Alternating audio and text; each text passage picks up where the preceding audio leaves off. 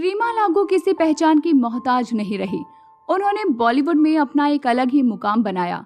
Acting को अपनी जिंदगी मानने वाली रीमा का जन्म 21 जून 1958 के दिन हुआ था। बता दें कि रीमा का असली नाम नयन भरभड़े था।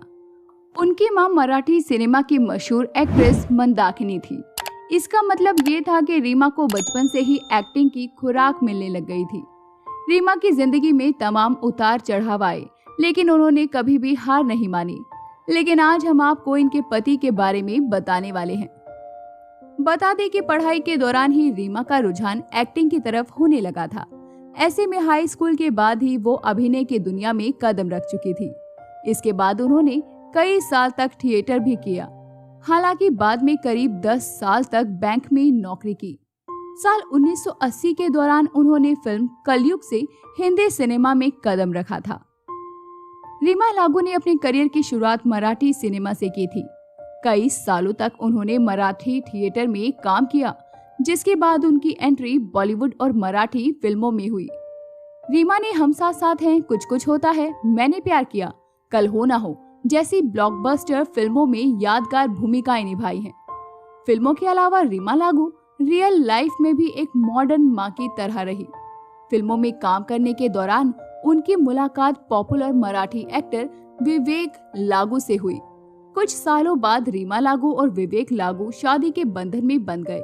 दोनों की एक बेटी भी है, जिसका नाम मृण्मयी लागू है। मृण्मयी एक स्टेज और एक फिल्म एक्ट्रेस है।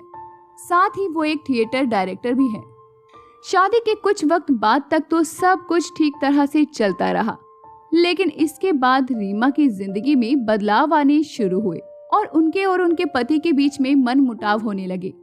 नतीजा ये हुआ कि शादी के कुछ सालों बाद ही रीमा लागू अपने पति विवेक लागू से अलग हो गई।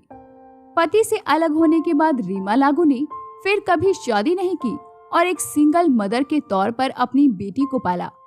खुद को और अपनी बेटी को संवारने के लिए रीमा लागू ने जी तोड़ मेहनत की। उन्होंने उसे वो सब कुछ दिया जो कि एक बाप दे सकता था।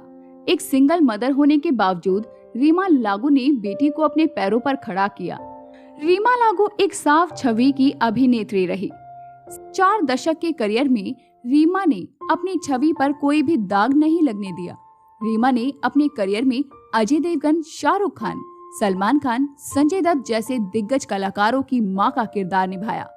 सिल्वर स्क्रीन पर ही वो जूही चावला की मां भी बनी थी। एक्टिंग के प्रति रीमा का पैशन इतना ज्यादा था कि उन्होंने मौत से चंद घंटे पहले तक शूटिंग की थी। दरअसल उस दिन वो शूटिंग के बाद घर आई और आधी रात के वक्त उनके सीने में दर्द होने लगा। साल 2017 में 18 मई ही वो तारीख थी जब रीमा ने इस दुनिया को अलविदा कह दिया। उनका किसी भी तरह से विवाद में ना तो कोई नाम आया और ना ही किसी को स्टार के साथ उनका नाम कभी जोड़ा गया। अपने 4 दशक के करियर में रीमा लागू ने अपनी छवि पर कभी भी कोई दाग नहीं लगने दिया।